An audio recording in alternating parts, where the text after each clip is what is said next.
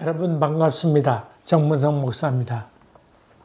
오늘 말씀 공부하는 여러분에게 하나님의 은혜가 함께하기를 간절히 기원합니다. 기도하겠습니다. 은혜로우신 아버지 하나님, 우리의 영혼이 열리도록 도와주시사 공부하는 동안에 영혼이 활짝 열리게 도와주시고 우리에게 더욱더 천국을 사모하며 또 체험해 가는 저희들 되도록 도와주시옵소서. 예수님 이름으로 기도하옵나이다. 아멘. 오늘 여러분과 같이 나눌 하나님의 말씀은 출애굽기 20장 16절 말씀입니다. 제가 봉독하겠습니다. 내 이웃에 대하여 거짓 증거하지 말라. 아멘. 거짓 증언하지 말라 하는 말씀이죠. 도적질 하거나 아니면 간음하거나 모두 필요한 것이 있습니다. 그것은 증인이 필요했습니다. 증인이라고 하는 말은 목격자가 되어야 되지요. 그래서 목격자의 증언이 참으로 중요한데 만일 이들을 처벌하게 될 경우에 증인이 먼저 돌을 들어서 저들에게 던져야만 됐습니다. 그만큼 책임지라고 하는 말이지요. 죄인이 죽고 사는 문제가 거기에 연결되어 있기도 합니다. 심각한 죄일 경우에 죄를 정죄하는 결정적 역할을 하는 것이 증언이지요. 현대에서도 위증죄가 큰 죄입니다. 그래서 국회에서 증인으로 나올 때 선서도 시키기도 하지요. 이 상대에 대해서 명예를 추락시키고 심각하게 타격을 입히는 것이 이 거짓 증언이기도 합니다. 또 이로 인해서 생명과 연결되기도 하고 살인사건이 나기도 하겠죠. 여러분이 잘 아는 사도 바울 같은 경우에 어떻게 죽을 똥 살 똥 그렇게 복음을 전하는 사람으로 되었는가, 그렇게 볼 때에 생각해 볼 수 있는 것이 있습니다. 그것은 스테반을 돌로 쳐 죽을 때에 그때 가편 투표도 했었고 또 나아가서 그런 돌로 치는 사람들의 옷을 맡은 사람으로 있었다. 바로 옆에 있었다. 다시 말하면 증인으로 서 있었다. 그런 말이죠. 나중에 스테반이 죽은 다음에 그가 다메섹에서 예수 만나고 난 다음 보았더니 이거 내가 참 잘못했구나. 깊은 죄책감을 느끼게 되고 그로 인해서 심히 부끄러움을 느끼게 됐던 것 같습니다. 그러면서 사도 바울은 자기가 그렇게 했던 것에 대해서 내가 잘 모르고 그랬으니까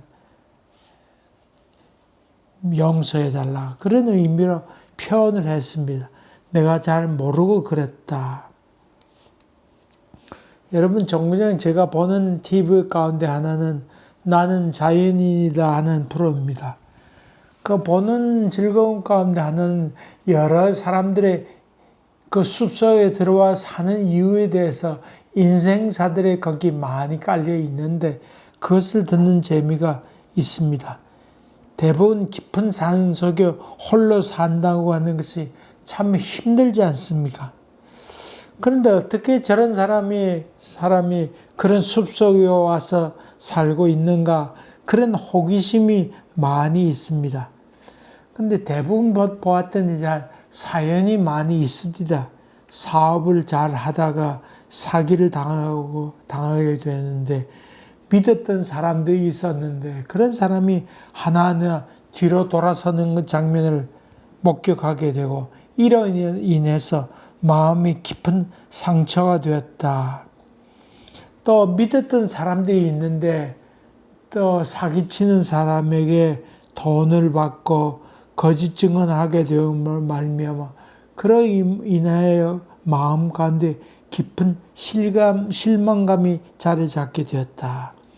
그래서 그때 자살하고 싶었는데 산속에 와서 살면서 자연히 거짓말하지 않고 그렇게 있는 모습 보면서 많은 희망을 갖게 되었다. 재판하는 일에 증인이 있어야 됩니다.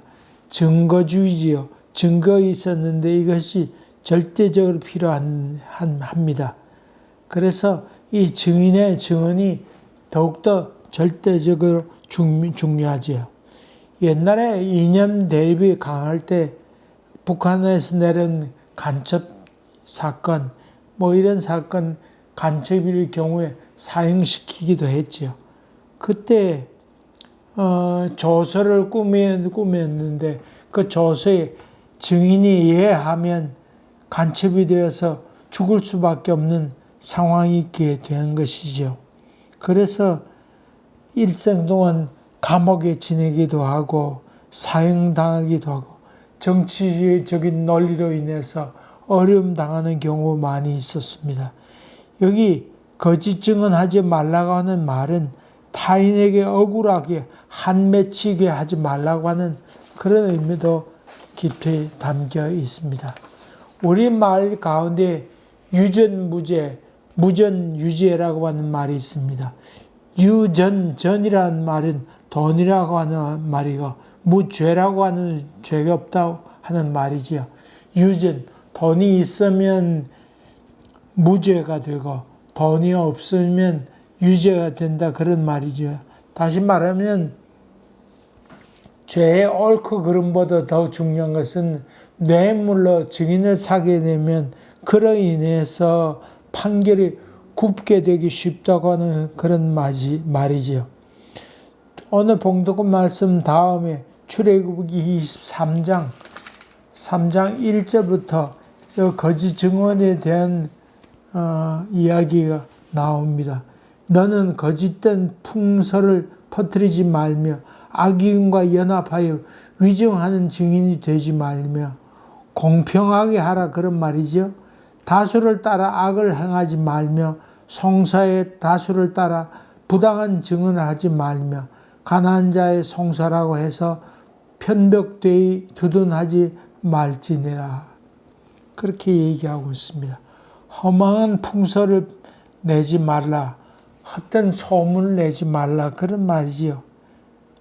여러분, 유튜버 같은 경우 보게 되면 말도 안 되는 거짓된 말들 많이 일으켜서 그 유튜브 하는 사람이 너무 실망해서 자살하게 되는 그런 경우도 많이 있죠. 험한 풍설을 일으켜서 정치적인 승리를 거두러 가는 사람도 많이 있습니다. 그 다음에 두 번째로 악인과 합하여 증언하지 말아라. 그렇게 얘기하고 다수를 따라 악을 행하지 마라. 숫자에 많고 적음에 따라 흔들리지 말라. 혹시 내가 이런 사람 많은데 거기 손해볼까봐 사람 많은 사람이 편을 들면 그러면 정의가 판결이 굳게 되잖아요. 그렇게 하지 마라. 다수의 이익을 따라서 살지 말라. 숫자에 많고 적음도 중요한 건 아니다. 진실되는 것, 그것이 중요하다고 말이죠. 또 가난한 자의 송사라고 해서 봐줘서는 안 된다. 동정심이 참 귀한 덕이죠. 좋은 일입니다. 불쌍히 여기는 것 좋은 일입니다만은 그러나 법까지 왜곡해서는 되지 아니한다. 값싼 동정에 휘둘리지 말아라. 레위기 19장에도 그런 말씀이 나오죠. 뇌물은 눈을 어둡게 하고 말을 굳게 한다 그랬습니다. 또 종종 사적 감정이 휘둘리기 쉽습니다. 내 옛날에 나에게 이렇게 행했지. 그렇게 해서 그 사건의 옳고 그름을 떠나서 옛날에 내가 했던 여러 가지 감정으로 인해서 거짓 증언하기도 쉽습니다. 또 보니까 이방인에 대해서도 함부로 거짓 증언하지 말라고 그렇게 얘기하고 있습니다. 인종주의적인 차별. 요즘 우크라이나 전쟁하게 되면 전쟁하면서 하는 것 가운데 하나는 그 인종차별이죠. 인종차별. 그걸 얼마나 많은지 모릅니다. 우크라이나의 옛날 그 러시아 사람들을 많이 학살했습니다. 그리고 많이 학살하게 되니까 러시아도 두고 볼 수 없어서 결국 우크라이나 점령에 들어가게 된 것이 바로 우크라이나 전쟁의 근본이죠. 여러분이 잘 아는 독일 같은 경우에 나치 사람, 그런 사람들 다 봐주게 되고 유대인 말살 정책을 쓰게 되었지요. 아마도 그 히틀러가 어릴 때 그 유대인들에 의해서 고통을 좀 받았습니다. 또 사실 자기 엄마의 연인이 남자가 있었는데 그 유대인이었던 글을 내가 읽은 적이 있습니다. 그래서 거기에 대해서 증오심을 갖고 있었다. 그런 말로 나오기도 합니다만은 어쨌든 이방인이라고 해서 판결을 굽게 해서는 되지 않는데 인종주의적인 차별 이런 것도 하나님께서 거부하고 있습니다. 요즘 종교적인 차이로 인해서 상대를 판단하는 경우도 얼마나 많이 있는지 모릅니다. 이웃 나그네에 대해서도 억울하게 그렇게 판단해서 되지 않는다. 이웃 나그네에 대해서도 불평등하게 해서는 되지 않는다. 억울한 상대의 마음을 잘 살펴서 거짓 증언하지 말라. 그렇게 얘기하고 있죠. 사도행전 1.8절에 성령이 너희에게 임하게 되면 너희가 그리스도의 증인이 된다 그랬는데 증인이 된다고 하는 말은 목격자가 된다고 하는 말이요. 목격자가 된다고 하는 말은 생명을 걸고 증인되라고 하는 말과도 같습니다. 말해야 될 때 침묵하게 되는 것은 참 비겁한 일이라고 그랬습니다. 예와 아니요를 분명히 하는 것이 얼마나 귀중한 일인지 모릅니다. 생명을 죽이고 살리는 결정적인 역할이 바로 증인에게 있기 때문에 그렇습니다. 조심하고 깊이 생각해서 하나님의 공평하심을 따라서 판결을 해야 하나님 편에 서게 된다고 하는 것을 여러분이 마음에 두면서 이웃에게 거짓 증언하지 않게 되기를 주의 이름으로 간절히 기원합니다. 여러분이 거짓 증언하게 되면 하나님 앞에 섰을 때 그때 우리가 불이익을 당하게 될 것입니다. 두렵고 떨림으로 늘 공평한 자리에 서가는 여러분 되시기를 주의 이름으로 간절히 기원합니다. 기도하겠습니다.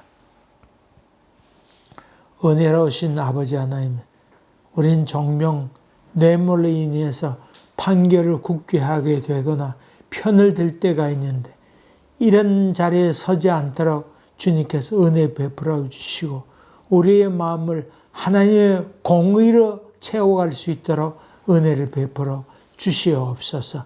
예수님 이름으로 기도하옵나이다. 아멘. 여러분 대단히 감사합니다. 또 뵙겠습니다. 감사합니다.